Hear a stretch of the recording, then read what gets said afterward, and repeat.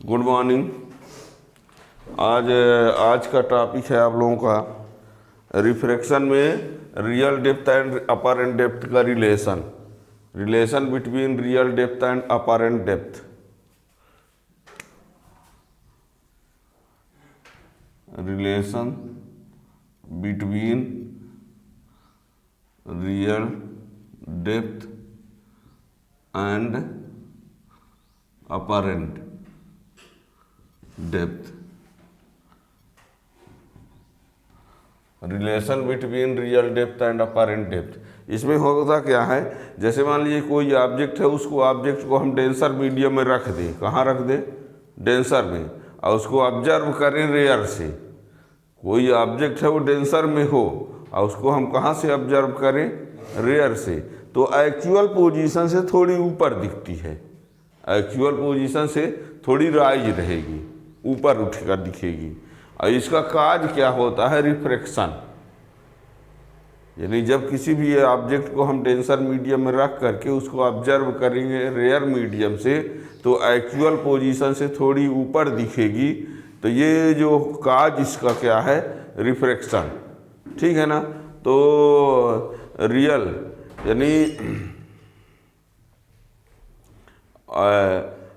यानी उसमें actual position उसकी जो होगी वो, और अपरेंट पोजीशन। ठीक है ना। देखिए जैसे एक हम डायग्राम से दिखाने का प्रयास कर रहे हैं, यहाँ पर समझिएगा। ये हम मान कर चलते हैं कि यहाँ वाटर है। ये क्या है? सब वाटर। ठीक। अब वाटर मीडियम में हम कोई ऑब्जेक्ट ले लेते हैं, कहाँ पर? पी ले लेते हैं। ठीक। इधर क्या है? वाटर है और इधर क्या है? एयर। इस साइड में इधर क्या है? एयर है, इधर वाटर है। वाटर में कोई ऑब्जेक्ट कहाँ है? पॉइंट। कोई ऑब्जेक्ट पी पर है। ये इसकी एक्चुअल पोजीशन है। अब देखिए,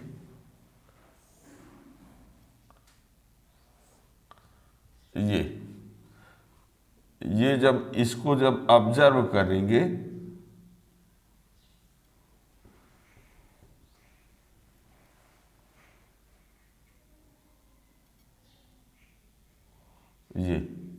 ये पी कहाँ दिखेगा? पी डैश पर। अब एक्चुअल में पॉइंट है कहाँ? ऑब्जेक्ट है कहाँ? पी पर जब उधर से ऑब्जर्व करेगा कोई, मान लो यहाँ से कोई देख रहा है, तो ये कहाँ दिखेगा? पी पर न दिखेगा। कहाँ दिखेगा? पी डैश पर।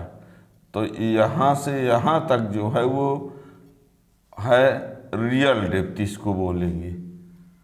और जो दिख कहाँ रहा है? पी डैश पर न दिख रहा है यहाँ पर, तो इसको क्या बोलेंगे? Apparent depth. यहाँ से यहाँ तक क्या कहलाएगा? Real depth. और यहाँ से यहाँ तक क्या कहलाएगा? और इसको बोलते हैं, बल्कि यहाँ से यहाँ तक को बोलते हैं अपरेंट डिस्प्लेसमेंट। अपरेंट डिस्प्लेसमेंट, ये डी। क्या समझ में आया कि कोई ऑब्जेक्ट कहाँ है? वाटर में है, मीन्स डेंसर मीडियम में है। कहाँ है? डेंसर में है। ठीक है ना। ऑब्जर्व कहाँ से किया जा रहा है? ठीक है, डायग्राम दिख रहा है ना। ठीक है ना। ऑब्जेक्ट है कहाँ? डेंसर मीडियम वाटर में है, और कोई ऑब्जर्वर उसको ऑब्जर्व कहाँ से कर रहा है? रेयर मीडियम से। तो जब उसका इमेज बन रहा है वो कहाँ बन रहा है? पी डैश पर। मीन्स ये हुआ कि एक्चुअल से क्या है? ऊपर है ना। तो यहाँ से उसकी डिस्टेंस जो है वो इसको बोलेंगे रियल डेप्थ। और यहाँ से यहाँ तक जो है वो क्या है? Apparent depth. और जितना ऊपर उठ गया है उसको बोलते हैं अपरेंट डिस्प्लेसमेंट। हमको एच और एच डैश के बीच रिलेशन लाना है।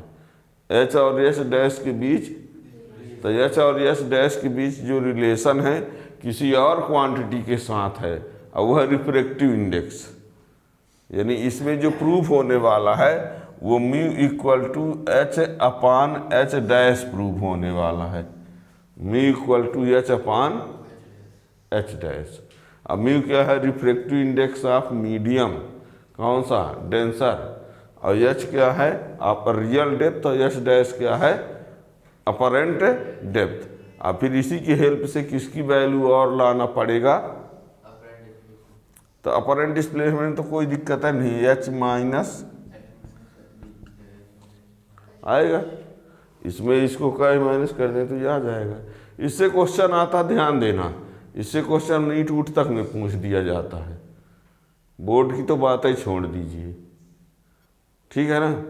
यानी न्यूमेरिकल टाइप क्वेश्चन बना के बहुत सिंपल रहता है, बच्चों को उस समय भूल आ जाता है ना। तो ये डायग्राम बनाइए थोड़ा सा जल्दी।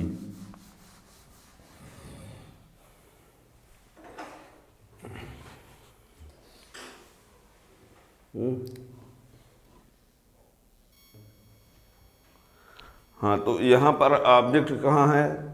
वाटर मीडियम डेंसर में। देखिए यहाँ से एक लाइट रेज यहाँ से चल रही है, देखिएगा, समझने का प्रयास करना। एक लाइट रेज जा रही वाटर से, कहाँ जा रही है? एयर में। वाटर से मीन्स डेंसर से, तो नॉर्मल से अवे होगी।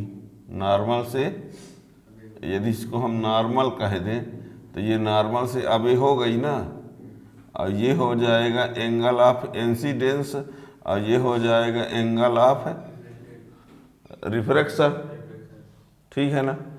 और यहाँ पी क्यू आर नाम रख देना, ताकि इस रेज को हम पी क्यू बोल सकें, इसको क्यू आर, यानी पी से क्यू तक इंसिडेंट कहलाएगा, क्यू से आर तक रिफ्रैक्टेड। और एक लाइट रेज यहाँ से ये, और इसको डायरेक्ट ये लिख देते हैं, ठीक है ना। अब बताना ये कौन सा एंगल है? Incidence angle. क्या नाम है उसका? P Q angle of incidence.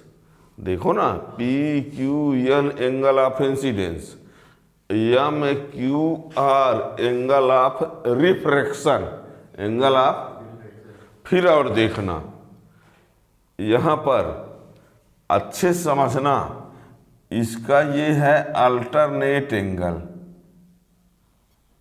आई का पढ़े तो होंगे, ये और ये, यदि ये आई है तो ये भी आई होगा। किस वजह से? तो देखना, ये आई है तो ये भी क्या होगा? अल्टरनेट एंगल से। और बात को समझो थोड़ा सा, ये और ये किस वजह से इक्वल हो सकते हैं? Corresponding angle. क्यों खुशी? ये और ये इक्वल हुए अल्टरनेट से, और ये आर है तो ये भी आर हो जाए, किसकी वजह से? करस्पॉन्डिंग। ये आई तो ये आई अल्टरनेट, ये आर तो ये आर करस्पॉन्डिंग एंगल, ठीक है ना। कोई दिक्कत नहीं है। क्या क्या कहा फिर से सुनना। वो ऑब्जेक्ट पी है, कहाँ है? डेंसर मीडियम में। ऑब्जर्वर कहाँ है? रेयर मीडियम में। पी का इमेज कौन बन रहा है? P dash. तो ओ पी जो है वो क्या है? Real depth. और ओ पी डैश क्या है? Apparent depth. और पी पी डैश क्या है? ये एंगल ऑफ इंसिडेंस है, ये एंगल ऑफ रिफ्रैक्शन है। अल्टरनेट से ये और ये इक्वल हुए, और करस्पॉन्डिंग से ये इक्वल हुए। कोई दिक्कत नहीं है। ध्यान देना, ओ और क्यू जो है बहुत क्लोज में है ना। ओ और क्यू जो है बहुत, ज़रूरत पड़ने पर हम ओ और क्यू को कोइंसाइड मान के चलेंगे आगे चल करके। इमेज कैसे बना है थोड़ा ये समझने का प्रयास करना। यहाँ से एक लाइट रेज चली वाटर से, तो नॉर्मल से क्या हो गई? अभी। और दूसरी लाइट रेज जो है वो परपेंडिकुलर गई। कैसे गई? तो कोई डेविएशन। फिर ये हुई रिफ्रैक्टेड रे, और ये भी हुई रिफ्रैक्टेड रे। बात को समझना, लगेगा इमेज कैसे बन गया। ये एक रिफ्रैक्टेड रे है, डेविएट होके गई है, और ये भी रिफ्रैक्टेड रे है, तो कहोगे डेविएट क्यों नहीं हुई, परपेंडिकुलर गई है तो उसमें कोई डेविएशन नहीं हुआ। तो एक रिफ्रैक्टेड रे ये है, दूसरी रिफ्रैक्टेड रे, और उन दोनों रिफ्रैक्टेड रेज को हम पीछे बढ़ाए, किस साइड में, तो इसको जब हम पीछे बढ़ाएंगे तो इसी के ऊपर ऐसे न लाइन आएगी, और इसको पीछे हमने बढ़ाया तो ये आया, और दोनों आके कहाँ मिल गई, पी डैश पर। तो पी डैश ही पी का क्या बन गया, इमेज। पी डैश क्या है, पी का, जो कि कैसा है, वर्चुअल इमेज है, ठीक है ना। तो थोड़ा सा इसमें जना लिख डालते हैं, लिखे let P is an object placed in denser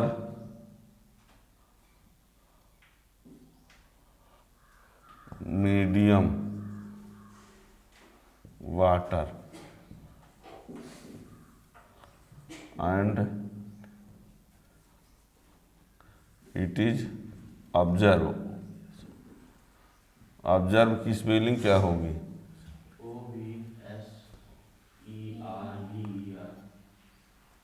OBSER VE। Let P is an object placed in denser medium water and it observed from rare medium air which virtual image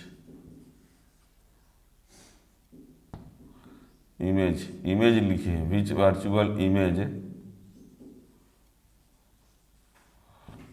forms at P dash। Let P is an object placed in denser medium water and it observed from rare medium air which virtual image forms P dash।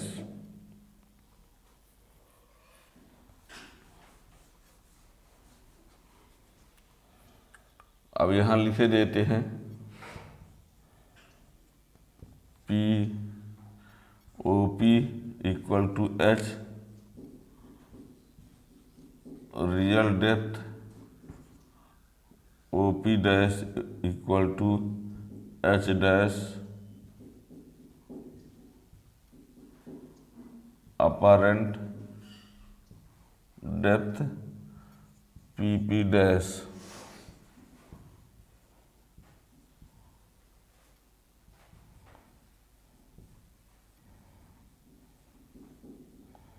Apparent displacement angle PQN equal to I equal to OPQ।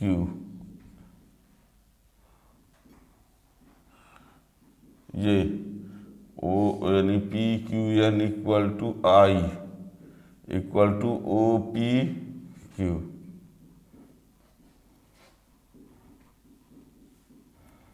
Angle MQR equal to R equal to angle OP dash Q।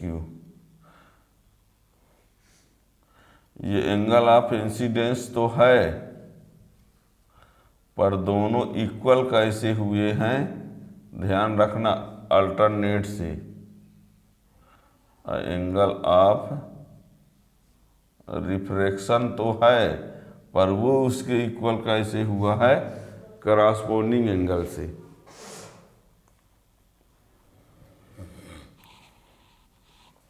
इतना आप लोगों को लिख ही देना पड़ेगा पहले, इसमें कोई दिक्कत तो है ही नहीं है। ऑब्जेक्ट पी डेंसर में है, ऑब्जर्वर एयर से ऑब्जर्व कर रहा है, उसका इमेज जो बना वो पी डैश बना, कैसे कैसे बना हमने ये सब बता दिया। अब यहाँ पर रिफ्रैक्टिव इंडेक्स की डिफिनेशन अप्लाई करें। हो गया यहाँ तक। लाइट कहाँ से कहाँ गई है? वाटर से एयर में, तो वाटर के रिस्पेक्ट एयर का रिफ्रैक्टिव इंडेक्स क्या होगा? Sine I upon sine R, W mu A equal to. हो गया यहाँ तक। यहाँ देखते हैं, देखिए at point Q light raise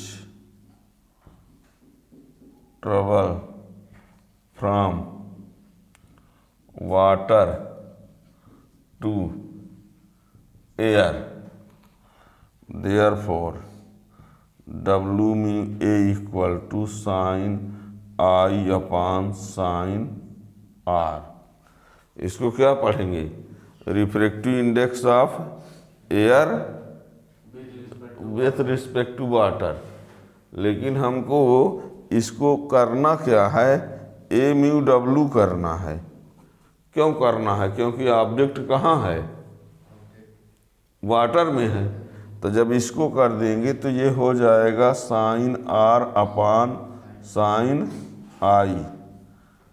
ये आखिर डब्ल्यू मी ए था तो इसको हमने क्या लिख दिया? तो उधर sine I upon sine R था तो क्या हो जाएगा? साइड में चाहो तो बोल सकते हो बाय रिवर्सिबिलिटी प्रिंसिपल। ऐसा किससे हो जाता है?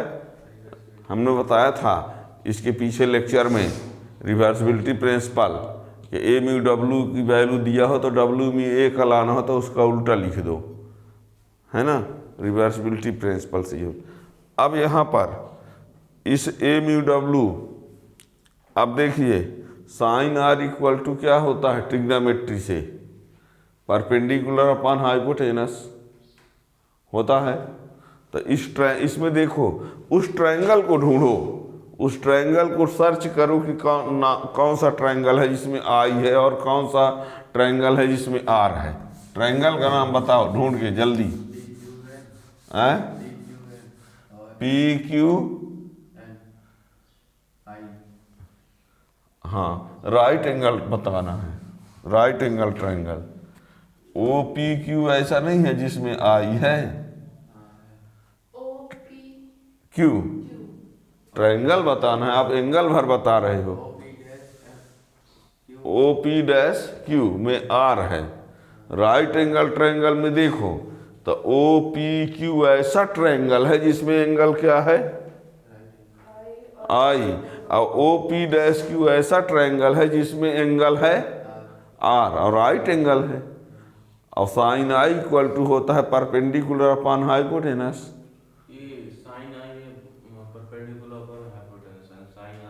वो भी साइन तो साइन है चाहे एंगल में जो हो। और भी सुनिए, तो जब हम इस ट्रायंगल की बात करेंगे तो एंगल आई लेंगे तो परपेंडिकुलर कौन कहलाएगा? O Q. हाइपोटेनस कौन कहलाएगा? पी क्यू होगा ना। आखिर 90 ये ना है और ये एंगल ये है, तो एंगल के सामने परपेंडिकुलर और 90 के सामने वाला क्या होगा? हाइपोटेनस। तो जब हम ओ पी क्यू लेंगे कौन सा, तो साइन आई इक्वल टू होगा O Q upon P Q. देखो तो sine I equal to O Q upon P Q.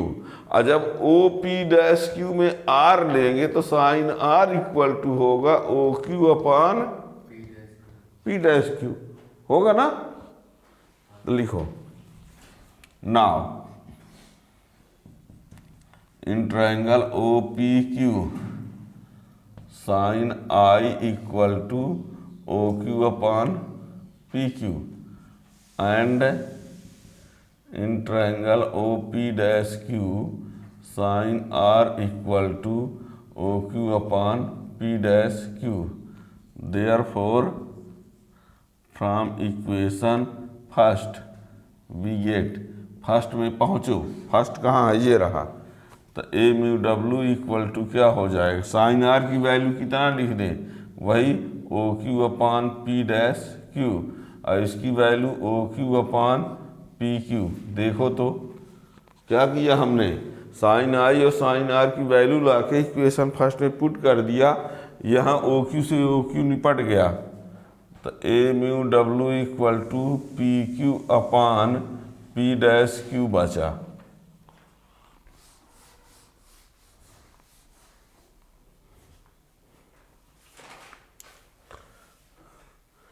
और डायग्राम से देखने से पता चल रहा है वैसे भी कि जो पॉइंट O और Q है वो बहुत क्लोज में है। वो पॉइंट और Q पॉइंट कहाँ है, वैसे पर इतने भी क्लोज में नहीं है, पर यदि और मान लिया जाए कि बहुत क्लोज में है तो O को हम Q को O लिखेंगे। आगे देखना, हम कहना चाहते हैं कि इधर दिख रहा है ना, if O and Q are very close to each other, यदि ये बहुत पास पास हो, इसका मीन्स है कि I और R बहुत कम से कम हो। I और R की वैल्यू जो है बहुत है ना, तो जब O और Q बहुत पास पास हो जाएंगे ना, तो जिसको हम PQ बोल रहे हैं उसको नियरली इक्वल टू PO लिख देंगे, और जिसको P' बोल रहे हैं उसको नियरली इक्वल टू P' लिख देंगे। ये ना कहो कि है तो नहीं सर, हमने कहा है कि यदि O और Q बहुत क्लोज हो जाएं तब है, और नहीं होंगे तब तो ऐसे भी अलग अलग हैं। पर यदि ये मान लिया जाए कि O और Q क्या है बहुत, तो ये वो भी टेढ़ा मेढ़ा इक्वल जो बना है उसको नियरली इक्वल बोलते हैं। डायरेक्ट नहीं कह रहे हैं कि ये बराबर इसके, नियरली इक्वल बोल रहे हैं, ठीक है ना। तो PQ की जगह क्या लिख देंगे, और P' की जगह, तो देयरफॉर फ्रॉम इक्वेशन सेकेंड, तो AμW इक्वल टू क्या हो जाएगा, AμW इक्वल टू PO/P'। अभी दिख रहा है कि कट रहा है? अब बताओ, डायग्राम में देखकर बताओ PO को क्या लिखा जाएगा, PO को देख के बताओ, H, इसको, यही है इस प्रश्न का आंसर कि AμW इक्वल टू H/H'।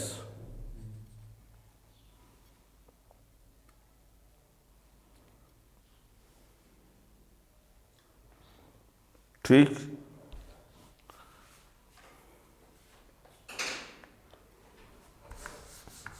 हो गया यहाँ तक ना।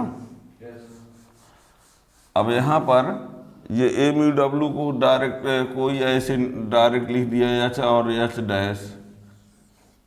ये म्यू भर लिखा है, क्या लिखा है, पर वो किसी का रिफ्रैक्टिव इंडेक्स है और किसी के रिस्पेक्ट है ना होगा, क्यों प्रशांत, म्यू लिखा है रिफ्रैक्टिव इंडेक्स, तो वो किसी मीडियम का रिफ्रैक्टिव इंडेक्स होगा और किसी के रिस्पेक्ट होगा। तो वाटर का है किसके रिस्पेक्ट, है ना, तो सॉल्व करेंगे तो यही आएगा, लिखना पड़ेगा लास्ट में, भले हम यहाँ क्या लिख दें, ओनली म्यू, ठीक है ना। और ये किन्हीं भी दो मीडियम के लिए ट्रू है, और दो मीडियम में एक रेयर हो एक, है ना। यदि कोई ऑब्जेक्ट डेंसर में है और उसको ऑब्जर्व कहाँ से करें, रेयर से, तब वो एक्चुअल पोजीशन से क्या होगी, राइज होगी। आज कितनी वो राइज होगी उसको बोलते हैं क्या, तो उस वैल्यू को भी ला लिया जाए, अपरेंट डिस्प्लेसमेंट कितना होगा, ठीक है ना। तो अभी तो ये रियल डेप्थ है, ये अपरेंट डेप्थ है, और ये रिफ्रैक्टिव इंडेक्स है। अब इसमें अपरेंट डिस्प्लेसमेंट ला लिया जाए, ठीक है ना। तो देखिएगा, नहीं हुआ स्वास्तिक, अपरेंट है लिखे ले रहे हैं वो भी ना, अपरेंट डिस्प्लेसमेंट।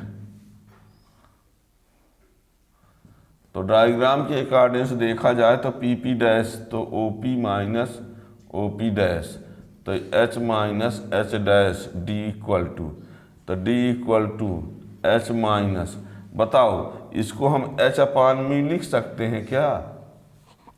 कैसे हुआ देखो तो, H dash equal to H upon में नहीं हो जाएगा? इसको इधर कर दे, इसको इधर, तो इसी को हमने यहाँ रखा दिया, तो क्या हुआ, d equal to H common करके 1/1 माइनस म्यू जे, और ऐसा भी d equal to H mu minus 1 upon mu.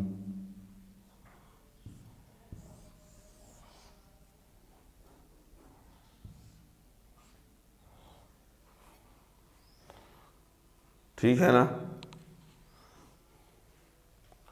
तो ये अब जैसे हमने यक्स यक्स डैश माना है, कोई यक्स बाई कह दे, है ना, किसी को यक्स बोल दो, किसी को बाई बोल दो, पर ये जानते रहो कि कौन रियल वाला है, कौन अपरेंट वाला है। हमारे इस डायग्राम में तो हमने रियल को किसके कहा है, एच कहा है। अपरेंट डेप्थ को क्या बोला है, अपरेंट डिस्प्लेसमेंट। ध्यान देना, अपरेंट डेप्थ और अपरेंट डिस्प्लेसमेंट दोनों अलग अलग हैं, है ना। वो ऊपर से जहाँ तक इमेज रहेगा उसको अपरेंट डेप्थ बोलेंगे, और एक्चुअल पोजीशन से ऑब्जेक्ट जितना इमेज जितना ऊपर दिखेगा, है ना, वो है अपरेंट डिस्प्लेसमेंट। ठीक है ना। तो इससे क्वेश्चन भी आप लोगों से पूछे जाते हैं। ठीक है ना। फार्मूला क्लियर हो गया ना। तो ये अब इस फार्मूला से देखिए, जैसे मान लीजिए, क्लियर है ना। देखिए यहाँ एक क्वेश्चन हम आप लोगों के सामने रखते हैं, समझने का प्रयास करेंगे। मान लो एक ग्लास स्लैब है, एक ग्लास स्लैब है, समझना, और इसकी थिकनेस जो है मान लो 3 सेंटीमीटर है। ठीक है, एक ग्लास स्लैब है और उसका थिकनेस जो है कितना है, 3 सेंटीमीटर है। ठीक, ये ग्लास है। यहाँ मान लो कोई एक लेटर लिखा है क्या, पी, यानी सीधे सीधे ये है कि एक कागज के ऊपर एक ग्लास रखा है और कागज पर कोई लेटर कोई लिखा हुआ है, तो वो ऊपर से आप देखें तो कितना ऊपर दिखेगा ये बताना है। तो यहाँ पर यदि पी लिखा है और यहाँ से आप देख रहे हैं तो ये पी तो कन्फर्म है कि थोड़ा कहाँ दिखेगा, तो कितना ऊपर दिखेगा ये क्वेश्चन है। ठीक है, एक ग्लास स्लैब है, क्वेश्चन को हम लिखवाएंगे नहीं, मीनिंग समझिए बस। एक ग्लास स्लैब है, उसकी थिकनेस कितनी है, 3 सेंटीमीटर। वो कहाँ है, एक लिखे हुए कागज के ऊपर रखा है। ऊपर से यदि हम पढ़ेंगे तो कागज के लिखे जो लेटर हैं पेपर में वो कितने ऊपर दिखेंगे, तो मान कर चलते हैं कि वो यहाँ दिखेंगे। कहाँ दिखेंगे, पी डैश पर दिखेंगे ना। पी जो है वो कहाँ दिखेगा, पी डैश पर। कहाँ दिखेगा, पी डैश पर। तो हमको लाना क्या है, डी की वैल्यू। पी जो है कहाँ दिखेगा, तो कितना ऊपर दिखेगा, अपरेंट डिस्प्लेसमेंट की बात न कर रहा है। अब वो जो 3 सेंटीमीटर हो क्या है, एच है। 3 सेंटीमीटर किसकी वैल्यू कहलाएगी, रियल डेप्थ। और ये वैल्यू जरूर है, वो क्या कहलाएगा, एच डैश। बात कुछ इसे कंपेयर करो ना। यहाँ है कहाँ, पी यहाँ पर है, दिखेगा कहाँ, पी डैश पर। तो कितनी दूर ऊपर दिख रहा है, डी। तो डी की वैल्यू हमको लाना है। जितना थिकनेस है इस ग्लास की वो क्या है, एच है, और ऊपर से नीचे जहाँ दिख रहा है वो क्या कहलाएगा, एच डैश। क्वेश्चन नहीं बोला है एच डैश लाने के लिए, किसकी वैल्यू लाने के लिए बोल रहा है, कितना ऊपर दिखेगा ये बोल रहा है, यानी आपको डी लाना है।